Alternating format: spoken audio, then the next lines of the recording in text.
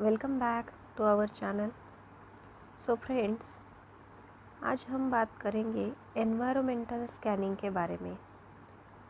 इस वीडियो को स्टार्ट करने से पहले अगर आप हमारे चैनल पर नए हैं तो हमारे चैनल को लाइक और सब्सक्राइब करना ना भूलें।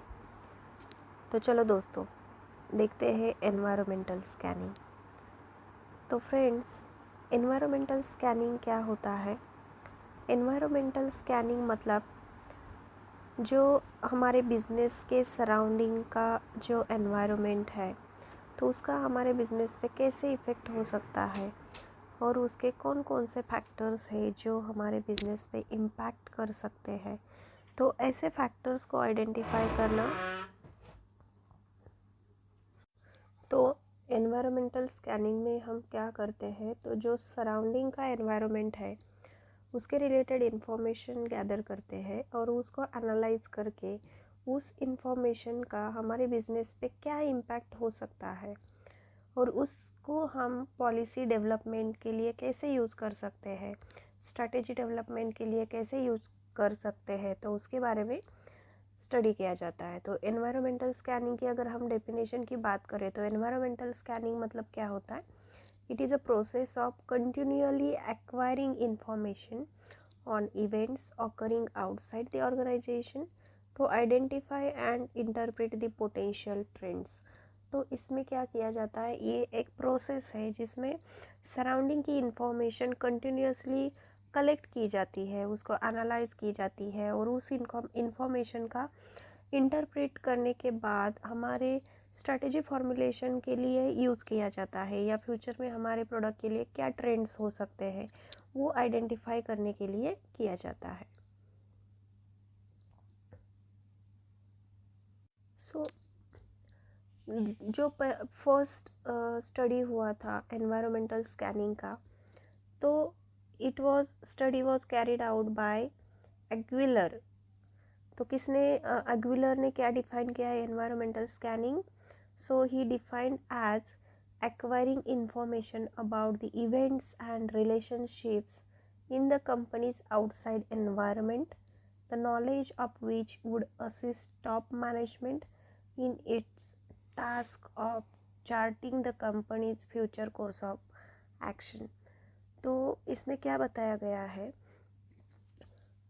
तो जो प्रोसेस है जिसके थ्रू इंफॉर्मेशन को एक्वायर किया जाता है, कलेक्ट किया जाता है, वो इन्फॉर्मेशन कौन सी इन्फॉर्मेशन है जो सराउंडिंग एनवायरनमेंट है, कंपनी के आउटसाइड का इन्वायरनमेंट है, और उसका यूज़ किया जाता है टॉप मैनेजमेंट के द्वारा उसकी कंपनी के पॉलिसी डिसाइड करने के लिए और फ्यूचर एक्शन को डिसाइड करने के लिए। तो इसको एनवायरमेंटल स्कैनिंग कहते हैं। जैसे हमने लास्ट लेक्चर के बारे में बात की थी, जिसमें हमने स्टडी किया था प्रोसेस ऑफ स्ट्रैटेजिक मैनेजमेंट। तो स्ट्रैटेजिक मैनेजमेंट में मैंने आपसे बात की थी कि स्ट्रैटेजिक मैनेजमेंट एक ऐसी प्रोसेस है जिसमें 4 स्टेजेस होते हैं। फर्स्ट होता है एनवायरमेंटल स्कैनिंग, सेकंड होता है strategy formulation and evaluation, third होता है स्ट्रैटेजी इम्प्लीमेंटेशन एंड लास्ट होता है monitoring and controlling of the strategy. So environmental scanning is the first stage. So strategic management और strategy formulation can not be completed without the environmental scanning. हम क्या कह सकते हैं कि एनवायरनमेंट का प्रॉपर स्कैनिंग किए बिना हम स्ट्रैटेजी फॉर्मुलेट नहीं कर सकते या उसको इम्प्लीमेंट नहीं कर सकते। नेक्स्ट पॉइंट है काइंड्स ऑफ एनवायरमेंटल स्कैनिंग। तो एनवायरमेंटल स्कैनिंग के कौन से टाइप्स है? तो फर्स्ट टाइप्स है ad hoc environmental scanning. Ad hoc मतलब क्या होता है कि सिचुएशन बेस पे होता है। अगर आपको ज़रूरत पड़ी, इमरजेंसी है और आप अगर स्कैनिंग कर रहे हो, जैसे कि मार्केट में कुछ चेंजेस हो रहे हैं और इमिजिएटली आपको लगा कि हमें एनवायरनमेंट के बारे में पता होना चाहिए, सराउंडिंग की इंफॉर्मेशन मालूम होनी चाहिए, तो उस केस में हम एडहॉक स्कैनिंग करते हैं। तो एडहॉक स्कैनिंग जो है वो शॉर्ट टर्म होता है, इनफ्रीक्वेंट एग्जामिनेशन होता है, बिकॉज जैसे मैंने बोला एडहॉक मतलब इमरजेंसी, जैसे ज़रूरत है उस टाइम पे हम स्कैन करते हैं। देन सेकेंड है रेगुलर स्कैनिंग। रेगुलर मतलब क्या है, जो आपका जो पीरियड है वो हर एक टाइम पीरियड के बाद आप वो स्कैन करते हो, जैसे कि एनुअल आप स्कैनिंग कर रहे हो या क्वार्टरली कर रहे हो तो उसको हम रेगुलर बोलते हैं। और कंटिन्यूस स्कैनिंग मतलब continuous structure data collection and processing on broad range of environmental factors. तो ये continuously daily collection, daily surrounding information collect की जाती है, सराउंडिंग का डेटा कलेक्ट किया जाता है और उसको यूज़ किया जाता है। तो 3 टाइप के एनवायरमेंटल स्कैनिंग होता है। फर्स्ट एडहॉक है, मतलब जब ज़रूरत है तब किया जाता है। रेगुलर स्कैनिंग मतलब every after some period, it may be after 1 quarter और after 1 year this type of scanning is done, so it is a regular scanning. And continuous means which is continuously going daily basis, you have the scanning of the environment. अब environment कितने type के होते हैं और उसके scanning के tools क्या क्या है, तो उसके बारे में बात करते हैं। अगर हम एनवायरमेंटल स्कैनिंग की बात करें तो एनवायरमेंटल स्कैनिंग जो है वो 2 टाइप का स्कैनिंग होता है। फर्स्ट होता है external environmental scanning and second है internal environmental scanning. External environmental scanning में 2 टाइप्स होते हैं। फर्स्ट है macro environmental scanning and second है micro environmental scanning. Macro environmental scanning के जो टूल्स हैं वो है PEST analysis and micro environmental scanning के है पोर्टल्स 5 फोर्सेस मॉडल।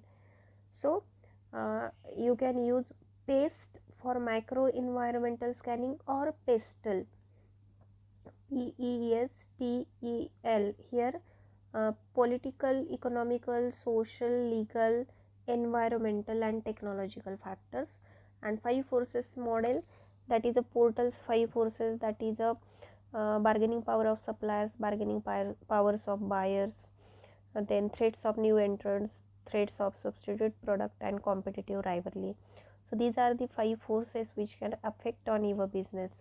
So वो 5 forces मॉडल में इंक्लूड किया जाता है। अगर आप इंटरनल एनालिसिस की बात करें तो इंटरनल एनालिसिस के लिए SWOT है, strength weakness opportunity threat model है। समटाइम्स वैल्यू चेन जो है उसको भी इंटरनल एनालिसिस के लिए यूज़ किया जाता है, या फिर रिसोर्स बेस्ड व्यू जो है ये मॉडल भी इंटरनल एनालिसिस के लिए यूज़ किया जाता है।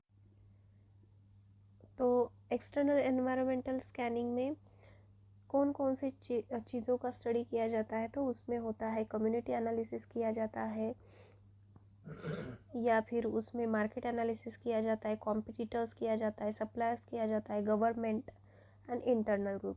कम्युनिटी में क्या किया जाता है कि आप प्रोडक्ट बेच रहे हो तो वो कम्युनिटी कौन सी है, उनका कल्चर क्या है, रिलीजन क्या है, बाइंग बिहेवियर कैसा है, और वो आपके प्रोडक्ट को कैसे रिस्पॉन्स दे सकते हैं, उसका पोटेंशियल आइडेंटिफाई करने के लिए कम्युनिटी का एनालिसिस किया जाता है। देन मार्केट का एनालिसिस मतलब आपका प्रोडक्ट अगर लॉन्च करोगे तो उसको क्या प्रेफरेंस हो सकता है, मार्केट कैसा है, वो डिमांड क्या है मार्केट में, सप्लाई क्या है, वो सब स्टडी और प्राइसेस वगैरह का स्टडी किया जाता है। देन कॉम्पिटिटर्स एनालिसिस में कॉम्पिटिटर्स के एनालिसिस में स्टडी किया जाता है कि आपके कॉम्पिटिटर्स कौन से हैं, उनके प्रोडक्ट क्या है, उस प्रोडक्ट के प्राइसेस क्या है और वो प्रोडक्ट आपके प्रोडक्ट पे कैसे इम्पैक्ट कर सकते हैं, तो उसके बारे में स्टडी किया जाता है कॉम्पिटिटर एनालिसिस में। सप्लायर्स में स्टडी किया जाता है bargaining power of suppliers, product की क्वालिटी क्या होगी, पोटेंशियल सप्लायर्स कौन होगा। देन गवर्नमेंट के कौन से रूल्स है, रेगुलेशंस है, उसका आपके बिजनेस पे क्या इम्पैक्ट हो सकता है, वो सब। तो दोस्तों, thank you for watching this video. अगर आपको वीडियो अच्छा लगा और ऐसे और सारे मैनेजमेंट के वीडियोस देखने के लिए हमारे चैनल को लाइक और सब्सक्राइब करना ना भूलें। Thank you.